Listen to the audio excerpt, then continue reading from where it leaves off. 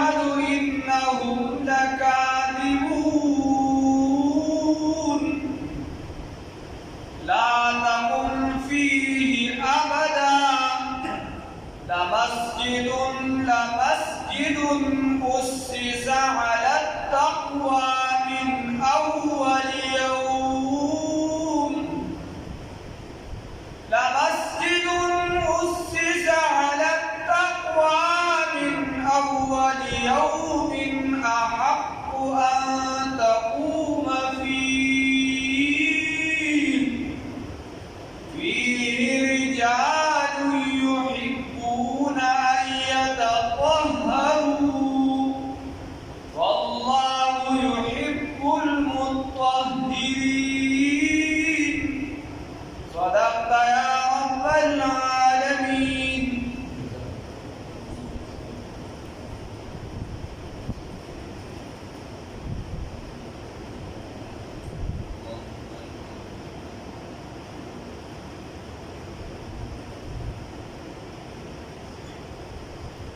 بحث شروع د مسلمانانو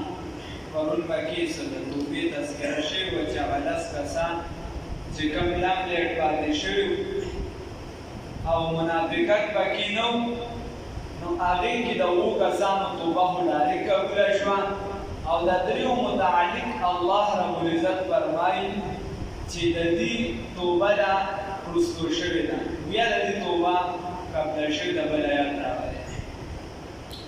وآخرون او سنور خلق دی مرجعونا چې مؤخر کړی شوې ده وروستو کړی شوې ده توبه د دې قبولیت د توبې د امر الله د وجه د حکم د الله تعالی ځکه قانون دا دی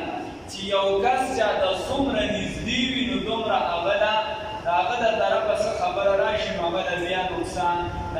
راټنه زیاته ورکوي هغه له بیا زورنه زیاته ورکوي نو دا خلک چې د الله ته ډېر نږدې خلک وو دا سما ویلو خبرې بیا وروستو را روانه ده مالته په تفصیل سره او دې کې دوه د بدر صحابه او یو پکې بدر کې شریک نه و په هره موقع د رسول الله صلی الله علیه وسلم سره شریک والسابقون الاولون کې بیا داخل نو چې په هغې کې داخل نو چې څوک د چا زیات ملګري او د هغه د طرفه څه خبره راشي نو هغه له بیا زورونه لږه زیاته ورکوي چې دا خو ما سره ټول عمر تېر کړو ته خو زمانه واقف یو تا بیا هم داسې کار وکړو نو هغه له زورونه لږه زیاته ورکوي او دې تاسو ته ما ویل توبه کې تاخیر کړی دې رسټوارې کړو دې به وایي چې رسول الله صلی الله علیه وسلم ته به څنګه مخامخ کېږو څه به وایو څه به نه ټولو خلکو خو منافقانو هغې چې دی نو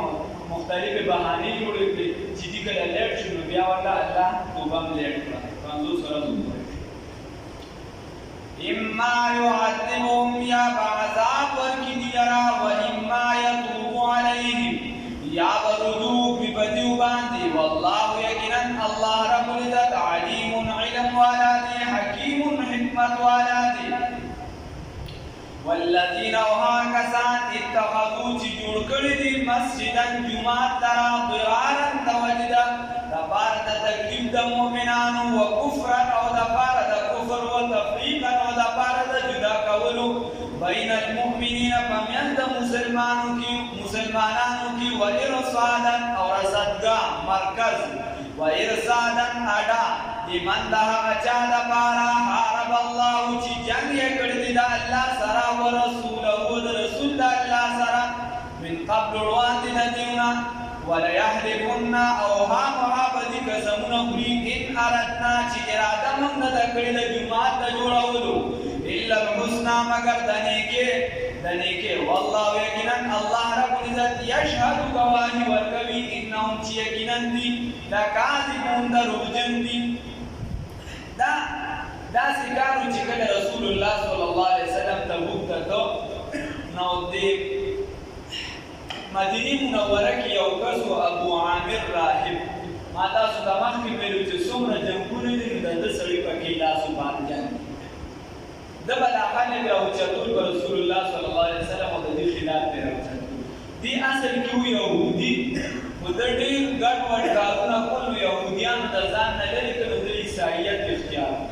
بیا نجران ته لاړ هلته چې عیسایان زیات وو پیری مریدي یې شروع کړله او کار یې چلېده. بیا څه وخت پس د تبوک دا جنګ هم د ده د لاسه جوړ شوی، خو د دې نه مخکې د ده یو 12 منافقین ملګري په منافقت کې د سره شریک وو، چونکې ده خو ښکاره وو هغه منافقان. هغې ته یې وویل 2 قبیلې د مدینې منورې نه بار وي، یو چې ده هغې مسجد قبا جوړه کړې وه چې هغه وروستو ذکر را روان دی، او یو د بلې قبیلې ته ده وویل نږدې وه دغلته چې تاسو جومات ته لږ ځای ورکړئ، نو هغې ته یې په ښه طریقې سره دا شی ور وړاندې کړه څنګه چې بلانکې قبیلې ورکړی دی. او د 12 منافقانو سره پټ د دې یو سازش و د هغې په تحت باندې دغه جومات دپاره دا ځای منظور شو. چې دا ځای منظور شو او دغه جومات یې جوړ کړ، نو د دې ابتدا چې ده ځکه نو فرانه وویو چې کله رسول الله صلی الله علیه وسلم دې کې مونځ نه یې کړی، د مسلمانانو اعتماد جوړول دا خو ډېر ګران کار دی. نو ابتدا به یې چې دی دا د دواړو جهانونو سردار محمد رسول الله صلی الله علیه وسلم په یو ړومبني مونځ له به هغه راځي، نو خپله خو نه راته او دا یې ورته ووایي چې ما له به پکې یو کمره جوړ کړې. نو چونکې بعضې قبیلې والا خو ساده خلک وو، اسلام یې راوړو، نو یې په دې کې سوله نه پوهېده، ځکه د جاسوسۍ له داسې ډېر دغم نه او دې تیار کړی وو خیرات وو. هغه ورته ویل چې د مسلمانانو خلاف چې جنګېږو نو چې د دې په جامه کې وجنګېږو، دغلته به اداره جوړه کړو. نو ده ورته ویلي خپلو منافقانو ته چې ګوره جومات به جوړ کړو، نو دا ساده مسلمانان به دوکه کړو، دې به د رسول الله صلی الله علیه وسلم خواله نه پرېږدو. نو چې دې د رسول الله صلی الله علیه وسلم خواله نه ځي، نو زموږ په سازش کې به راګېرېږي، یعنې د جومات په نوم باندې فتنه لکه نن سبا چې اکثر ځای دي. نو وایي ورته وایي چې جومات به جوړ کړو. جومات یې جوړ کړو او بیا د هغې د ابتدا دپاره رسول الله صلی الله علیه وسلم ته یو ټولګي راغله او دې ته یې هغې ورته وایي چونکې زه اوس د تبوک تیاري کوم او بیا به واپسۍ کې ګورو، وعده یې ورسره ونه کړه، وایي واپسۍ کې به بیا ګورو. دی لاړ رسول الله صلی الله علیه وسلم چې تبوک ته کله لاړ، نو هلته نه چې واپس راته نو په لاره الله رب العزت د آیتونه را نازل کړل چې خبردار جومات ته ورنه شئ. ولې دا خو د یو څو وجو دپاره جوړ کړل، ضرارا دپاره د ضرر رسولو چې مسلمانانو ته تکلیف ورورسوي، وکفرا او دپاره د کفر، وتفریقا او دپاره د جدا کولو بین المؤمنین په منځ د مسلمانانو کې. معلومه دا شوه چې دا ډېره لویه ګناه ده چې مسلمانان په خپلو کې جدا کې جنګې چغلي کې، دا د منافقانو نښه ده. الله هم دې وساتي. نو د مسلمانانو د جدا کولو دپاره د تفریق دپاره و ارصادا، نو دا خو اډه ده لمن حارب الله ورسوله، هغه کس دپاره چې هغه جګړه کړې وه په ماضي کې من قبل مخکې د دې نه چا سره د الله او د الله رسول سره. نو چې د پیغمبر سره جنګ کېده د الله سره جنګ، د پیغمبر سره محبت ده د الله سره محبت دی. نو هغه څوک دغه ابو عامر راهب الله رب العزت دوی دې به ستاسو ته قسمونه خوري چې دا موږ په خیر راته جوړ کړی دی، خو الله ګواهي ورکوي د دې چې دا خلک درواغجن دي. رسول الله صلی الله علیه وسلم ته وایي مونځ خلاصه چې همیشه دپاره به په دې کې نه ودرېږي، لا تقم فیه ابدا، مه ودرېږه فیه په دې جومات کې ابدا د همیشه دپاره. لمسجد هغه جومات اسسه چې جومات نو دغه جومات چې دی دغه رسول الله صلی الله علیه وسلم واپس راغی ورته دا خو تاسو د جاسوسۍ دپاره جوړ کړی دی. نو څه وخت بیا رسول الله صلی الله علیه وسلم ته الله رب العزت حکم راولېږه چې دا جومات دا ونړوه. وروستو آیاتونو کې بیا تذکره را روانه ده.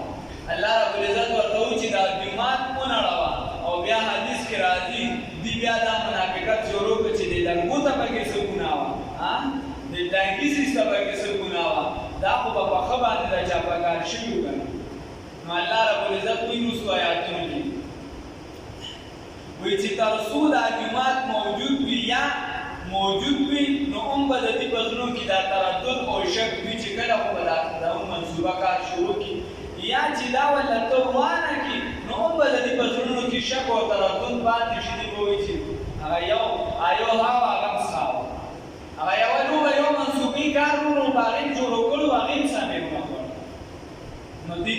دا چې والے چې لږه ته به کیسه کونه و چې دا ایسو ټول د بلانکی سیستم به کیسه کونه من آیات کې نحو ابي مولانا خان محمد سے ډېر زیات قابل انسان یو ورځ ولا چې یو امیر سے کوم سره هغه دا وړه دا وغټه کړې نو دا نو کتابونه دی ویل نه ډېر زیات کړو مشه ګډا سره خان محمد سے ورته ورته چې لکه ته خو هغه ټول دلویو پروګرام کې د شرکت هم کړو هغه چې دې خپل ورسونو کې دا واګان یادې نه دا په پیرانو نمونه د بلانکی نمونه وي هغه ورته وایي ساري دوزګان وی هغه بریلیان هغه په بریلیانو ما هو وړل نو په دې څه نو دی ورته وی چې د لرګو د پکې څه ګناه الله رب العزت دې مانوي نو خبره ده چې دا سیده ورپسې مشهور کړو الله رب العزت ورته چې نه 20 متوله سم او بیا رسول الله صلی الله علیه وسلم حکم وکړ چې خپل ډیران چې دا پدې کې ورچوي ځکه چې خلکو ته پته ولګي چې دا شی د مسلمانانو په منځ کې دا جدایي دا تفریق او دا دین نقصان ورکول دا دومره سخت کفر دی اگر که د عبادت په نوم باندې جوړ شي دا هغې سزا داسې پکار ده چې ټول امت ته پته ولګي اوس الله رب العزت رسول الله صلی الله علیه وسلم ته وایي چې ته څنګه دې جومات کې ودرېږې د دې په مقابله کې دغه ته بل جومات دی په هغې کې ودرېږه د هغې نه زه تا نه منې کوم کوم جومات یا مسجد قباء مسلمانانو کې لومړنی جومات چې جوړ شوی او رسول الله صلی الله علیه وسلم چې کله هجرت وکړ راغی نو دا کلثوم ابن حدب رضی الله تعالی عنہ دا په کور کې چې دا پاتې شوی رسول الله صلی الله علیه وسلم چې دا په کور کې رسول الله صلی الله علیه وسلم پاتې کېده نو رسول الله صلی الله علیه وسلم یا 14 ورځې یا 20 ورځې دا تدبیر کړی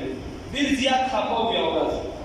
نو دا صحابي ولا راغی چې صرف زمانه په خدمت کې څه کوتاهي شوې دي ډېر زیات خفه او کنه ستاسو د طبیعت داسې خلاف څه خبرې نو تاسو بیا تکلف ما ته ویلی شئ چې زه هغه معامله هکه جانب هم چې څنګه ستاسو طبیعت دي نو رسول الله صلی الله علیه وسلم ورته د زړه خبره ونه کړې شو وینه داسې نه ده ویې نه کړه نو ده ورته وایي چې صحیح ده خو ده بیا د خپلو ملګرو سره مشوره وکړله هغې ته وایي چې یاره ما خو رسول الله صلی الله علیه وسلم ته ووایي خو هغه خبر داسې معلومېږي چې څه خبره شته نو راځئ چې په شریکه ورله ورشو بیا رسول الله صلی الله علیه وسلم ته راغی چې کله رسول الله صلی الله علیه وسلم ته راغله نو رسول الله صلی الله علیه وسلم ته په شریکه ټولو خپله خبره وکړله رسول الله صلی الله علیه وسلم ورته اصل کې خبره دا ده چې دلته د مسلمانانو یو عبادت خانه نشته چې په یو ځای باندې عبادت کوي هغه ورته صاحب دا ټوله زما ځمکه ده دا ټوله زما ځمکه ده چې کوم ځای کې تاسو غواړئ هلته جومات جوړ کړي بیا څه نورې خبرې پکې شته خو د اورېدو دي چې دا د یتیمانانو ځمکو راغلي کتابونو بعضو رانقل کړي خو ما چې کومه کتلې ده نو هغه داسې وه چې ده ورته ووایي په پلانکي ځای کې هغه رسول الله صلی الله علیه وسلم ورته چې دا پلانکي ځای نو هغه ورته چې سیپټیک ده هغه ځای رسول الله صلی الله علیه وسلم منتخب کړو لومړنۍ ګټه دا رسول الله صلی الله علیه وسلم بنیاد کې کېښوده نو الله رب العزت وایي لمسجد هغه جومات اسسه چې د هغې بنیاد ایښودل شوی دی علی التقوا په تقوا باندې من اول یوم د اولې ورځې نه احق هغه ولایق دی ان تقوم فيه چې ته په هغې کې ودرېږي هغه د دې قابل دی د دې لایق دی چې ته په هغې کې لمونځ وکړې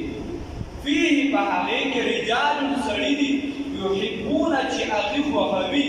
ان یتطهروا چې پاکي حاصله کړي والله یقینا الله رب العزت یحب المطهرین خوښوي پاکي حاصلوونکي چې څوک صفایي حاصلوي دا الله خوښوي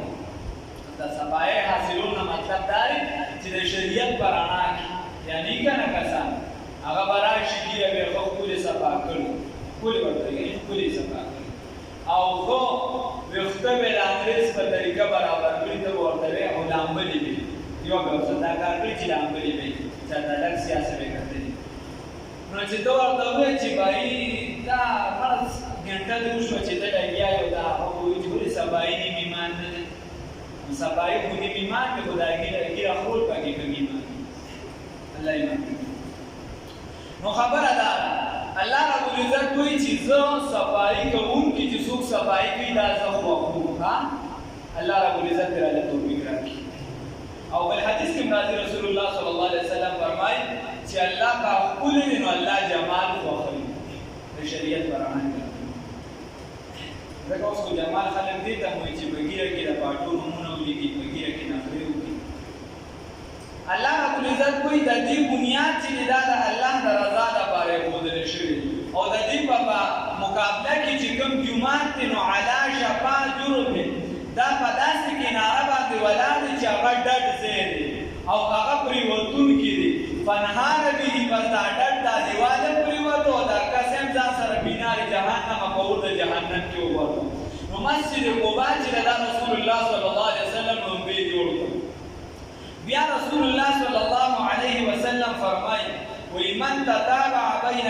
رسول الله صلی الله علیه وسلم فرمایي من توضأ في بيته او تطهر في بيته ثم اتى مسجد قباء فصلى فيه ركعتين كانت له كعمره رسول الله صلی الله علیه وسلم فرمایي چې کوم ځای کې سړی اقامت کوي کوم ځای کې پاتېږي کور کې هوټل کې هر ځای کې پاتېږي او دی بیا مسجد قباء ته راغی او دو په کوم ځای کې چې پاتې کېږي دې کې پاکي حاصله کړه یا یې اودس وکړو او بیا راغی مسجد قباء ته دوه رکعته نفل یې وکړ داسې شوه چې لکه د عمره وکړه د عمرې برابر ثواب ورته میلاو شي نو ګوره عمره خو څومره په ګرانه ده د هغې برابر نو څلور جوماتونه د دې افضلیت ګوره راغلي دي لومبنی چې دی هغه بیت الله شریف دی دویم نمبر چې مسجد اقصی کوم چې د کافرانو په لاس کې الله د ازادي ورنصیب کړي او دریم نمبر چې مسجد نبوي کوم کې چې نبی کریم صلی الله علیه وسلم تشریف فرمایي او کوم کې چې د جنت ټوکړه ده او بل چې دا هغه مسجد قباء رسول الله صلی الله علیه وسلم دې کې نفل چې دا د عمرې برابر ګرځولي دي مستبدانه چې یو پیرمې کړی دي نو بیا نظم ستا د عمرې د قبولیت په دا نه ښایي چې ته بیا ځې که وس دې نه کېږي خو چې زړه کې د هغې طرف ته میلان وي او ته د خدای نه غواړې او که وس دې کېږي او بیا نه ځې نو دا به دغه بیا ځکه رسول الله او دا به هم نه وایي چې زه بار ځم نو زما زه به غریب شم نه رسول الله صلی الله علیه وسلم فرمایي وایي که دنیا کې ځان د فقر او د غربت نه بچکول غواړې او په آخرت کې ځان د ګناه نه پاکول غواړې عمرې او حجونه زیات کوه عمرې او حجونه وایي په مسلسل یې کوه مسلسل کوه رسول الله صلی الله علیه وسلم فرمایي من تتابع بین الحج والعمرة رفع عنه الفقر والذنوب او كما قال النبي صلی الله علیه وسلم رسول الله صلی الله علیه وسلم فرمایي چې مسلسل والي وکړو او پرله پسې والي وکړو په منځ د حج او د عمرې کې پرله پسې بولې رفع عنه الفقر والذنوب د ده نه به اوچت کړي شي ګناهونه او غربت دا به درنه خدای اوچت کړي الله دې راله توفیق راکړي خلک یو حج وکړي یا یو عمره وکړي وایي ما ډوډۍ وکړه عایشې رضی الله تعالی عنها ته چې کله حدیث ورسېد رسول الله صلی الله علیه وسلم مسلسل والي نو لس کاله هغې حج نه و قضا کړی مسلسل یې کړو د غربت په زمانه لا تقم تمودریگا فی بدی جماعت کی ابدا ہمیشہ دبارا مسجد هغه جماعت اسسه چې بنیاد یې بدلی شوي دي علی التقوا په تقوا باندې من اول یوم د اول ورځې نه احقها لایق دي ان د دې خبرې تقوم چې ته ودرېږي فی باید رجال سړي دي یحبون چې خوښوي سره دې خبرې لرا یتطهروا چې پاکي حاصله کړي د دې وجه نبی کریم صلی الله علیه وسلم د دې نه تاسو په تاسو داسې څه عمل چې خدای پاک وایي چې دې پاکي خوښوي او الله پاک هم دا پاکي والا خوښوي دې ورته سه عام طور په عربو کې وګورئ نو هغه په لوټه باندې خپل او د اسمات وغیرہ دا به وچو پاکي به بدل راوسته دی ورته چې موږ کله لوټه استعمال کړو پس هغه بیا او استعمال نو ځکه الله رب العزت صفات راولې عام نن سبا زندګۍ کې دا پکار دي پکار دا چې لوټه نه چې شپې پر به استعمال شي ځکه چې مسانې کمزوري دي انسان بدل اساس کیا وغیرہ دي اکثر چې انسان قدم والی دا هغه کوم ساس کې وغیره چې په نالۍ کې پاتې یا د خپل ځای نه را روان شي او جدا شي لمونځ به دې نه کېږي او ته به لګیا یې لمونځونه به کوې نو پکار داسې چې لومړی سړی په ټیشو پیپر وغیره باندې تسلي وکړي فيه بديك رجال كاملان سړي يحبون چې دی خوغوي ان يتطهروا چې پاکي حاصل کړي والله یقینا الله رب العزت يحب المطهرين خوغوي پاکي حاصلونکي صفائی حاصلونکي افمن اسس آیا هاکس چې بنیاد یې بنیانو د عمارت بل علا بدر د جمعات بل علا تقوا فتقوا باندې من الله د الله د جانبنا یعنی د الله د یارنا ورضوان ودپانا درزا دا اللہ خیر دا ولدی امن یا حاکس اساسا چی بنیاد ایخدی بنیانہو دا عمارت بن علا شفا فغارا باندی جورو پن دسو دا کمر دا یو ڈٹ کمر علا شفا فغارا باندی جورو پن دا یو ڈٹ کمر ورزیدون کی یو ڈٹ کمر حارت ورزیدون کی فنحار بی بس او ورزیدی دهاغی سرا پیناری جہنم پور د جہنم کی امن اسسا یا حرکت سی بنیاد ایخدی بنیانہو دا عمارت بل علا شفا اپغارا جربن دا ڈڑ کمر حارن ورزیدون کی پنہار بزدیو ورزیگی بیہی دا دیوار سرا پیناری جہنم پور د جہنم کی یا دا دیوار چیزی سرا دا ڈڑ زیو دا کمر دا ورزیگی نار جہنم فعود مراد دا انسان دی والله یقینا حدد مثال مراد انسان دی والله یقینا اللہ رب العزت لا یهدی القوم الظالمین ہدایت نکل قوم ظالم تا لا یزال ہمیشہ بی بنیانهم عمارت دی الذی ہما بنو چیزی جوڑ کر دی ریبتن شک متردد شک بی فی قلوب بزرون دلیو کی الا مگر ان تقطعات ٹکلی ٹکلی شی قلوبهم سرون دلیو دا شک بچی لا یزالو نبدل کی یعنی ہمیشہ بی بنیانهم دا عمارت دا دوی اللذی ہما بناو چی دی جوڑ کر دی ریبتن شک و تردد دا با دی پزرک دا با پروت وی چی بائی چی با دی باندی بزنگ دا منصوبہ ولی ناکام شوا او یا چې دا عمارت ولاړ وي د دې په زړه کې به شک بیا برقرار وي سمې ورته ټوکړي کا دا زړه به کله دغه شي چې دا عمارت ټوکړي ټوکړي شي د دې دا زړه به ټوکړي ټوکړي شي یا چې مخته راشي والله یقینا الله رب العزت علیم علم والا دی حکیم حکمت والا دی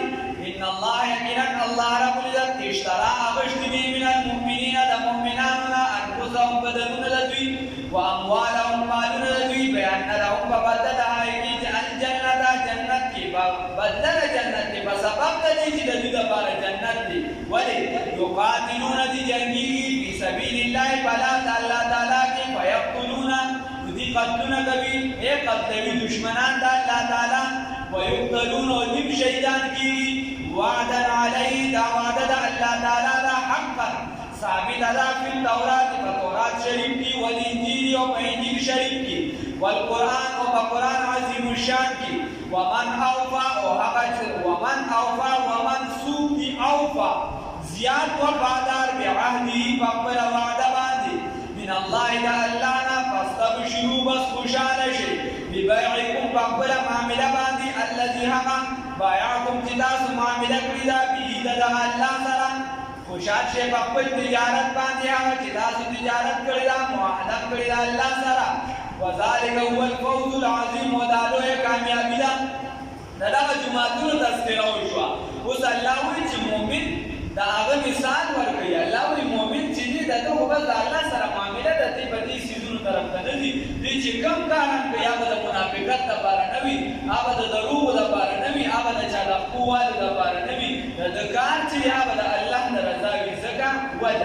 وجہ دانا اللہ ہوئی چی ما دا دن دا مادم آغستولی و دا جانبین دا دا آغشتولی دا دی وجہ خودکشی حرام ہے خودکشی حرام ہے زکا ستادا بدن وی دا رما و زداسی و دا غسنا ستادا بدن و دی ربانی اختیار دا اللہ ری و دی با قانون دا اللہ لاغو کی گی و دی با قانون دا انگریز نلاغو کی گی آخو بیلا خبر چی دا بخبر خوشحالے طریقہ ٹولا دا پیغمبر دا خلاف شروع کرے طریقه بل پیغمبر وي نو الله رب العزت فرمای چې اغشتي تجارت کړي اوس الله بندا اوس خدای د اخر زمان نه نو زه به واله اوس چې د اخر زمان شنو دی ولې دا الله رب العزت د مسلمانانو د زړه د خوشالولو لپاره خبره او دله یو معاملې شکل ورکړي الله رب العزت در سره معاملې شروع کړه خو ته دې اړه اوس وکړه چې انت د اغي هغه بدلته ته ملوش اوس دا په چې د سګې د کونډې زوی سبب وایي کنه اوس کو څنګه وکنه چې الله درته اسلام هم نصیب کړ الله د پیغمبر صلی الله علیه وسلم امتی جوړ نو بیا خدای لاره راټینګ کړ نو الله رب العزت چې د دینه مې اغشتي په بدله د جنت کې چې جنت کوله ورکوم او جنت بیا داسې مقامات دي داسې مرتبې دي چې د هغې په مقابله کې د دنیا یو څیز هم نه دی او د هغې نه لوی څیز بیا د الله دیدار او الله وایي چې داسې نه ده په دې څیز مې دې سره وعده کړې ده پخه خبره ده او د الله نه به څوک وي سیوا داسې څوک شته چې د الله نه په خپله وعده پوره کولو کې زیات وي الله چې دی ومن اصدق من الله قیلا د الله نه رښتونې خبره د چا نشي کېدی د ټولو نه رښتونې مضبوطه ښکلې مزېداره خبره د چا ده د الله د چا ده د الله نو الله رب العزت وایي چې ما در سره وعده کړې ده نو ته د عمل د خپل خالص زما د رضا دپاره وګرځوه ستا بدن دا زما په اختیار کې دی ستا مال دا زما په اختیار کې چې کله غواړم دغه مال به تا سره به پروت وي داسې بیماري به راولم چې د دوه درې ورځو مال به دې شي ختم وشي دغه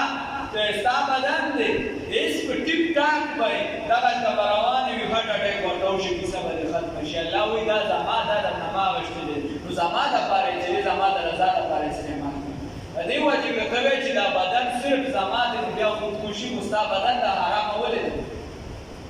که چېرته یو کس خودکشي حلاله وګڼله او ده وکړله نو بیا خو کافر دی د سره جنازه نه کېږي او یو کس حرامه ګڼي او خودکشي یې وکړله بیا هم د دین دا مسله ده چې دا معتبر خلک لوی خلک دا به د ده په جنازه کې شرکت نه کوي مسلمان د جنازه به کېږي خو لوی خلک حاکم وقت وزرا یا لوی علما دا به د ده په جنازه کې شرکت نه کوي چې د خلکو په ذهن کې دا څیز پرېوځي چې دا خودکشي دا حرام شی دی بده خبره ده دا الله ته خوښ نه دی دی مخبره د یو لوی کس او د هغه په جنازه کې شیخ نصیبان شهید رحمه الله په با اسلامو کې هغه قرآن پاک په حفظ یاد کړو په دې زمانه کې موږ یې د مخې نه نشو ویلی هغه به د شا نه یو آیت پکې راته ووایي زه ورپسې د مخکې آیات ویم چې کله فارغ شو سید الحق شهید رحمه الله د دواړه شهیدان په الله پاک قبر د اماراتو نه ډک شي حضرت شیخ صاحب ته وایي وی مالا چې دی د وړې دورې کتابونه راکوه چې استادان دې لاندې کتابونه پړاوي ته د وړې دورې غواړې ګرانه د دې نو خو د قابلیت دې ته هم پته وه چې درس پکې موږ سره خو لاندې کتابونه واخله هغه ورته وایي بعضې استادان شاګردان په استادانو ګران یې هغه ورته وایي که د وړې دورې یا د غټې کتابونه راکې خو واخله مې که لاندې راکې نو زه به بل ځای درس د شپې رسول الله صلی الله علیه وسلم په خوب کې ولید داسې انسان سید الحق شیخ صاحب رسول الله په خپله دا واقعه ذکر کړې ده ما رسول الله صلی الله علیه وسلم په خوب کې ولیده ما ته وایي چې دې نه کوم کتابونه غواړې هغه ولې هغه د یو لوی یو کس خودکشي یې کړې وه د هغه جنازې ته راغلي په هغه موقع باندې چې پته ورته ولګېد چې اودې جدي به خودکشي یې کړې جنازې نه وروسته جنازې نو الله رب العزت دا فرمایي د دې وجې دا بدن چې دی دا مال ستا چې دی دا الله رب العزت دی موږ له الله توفیق راکړي چې موږ دا جان مال وخت دا الله د رضا دپاره ولګوو هغه چې بیا د دین په هره شعبه کې لګیا دی خپل جان مال وخت په هغه په بیرې مریدۍ کې لګیا دی چې سم کار وي هغه په تبلیغي جماعت کې لګیا دی په جهاد فی سبیل الله کې لګیا دی د علم په میدان کې لګیا دی په یو نه یو میدان کې ځان تاج کا چې د جهاد دپاره د دا سبب وګرځي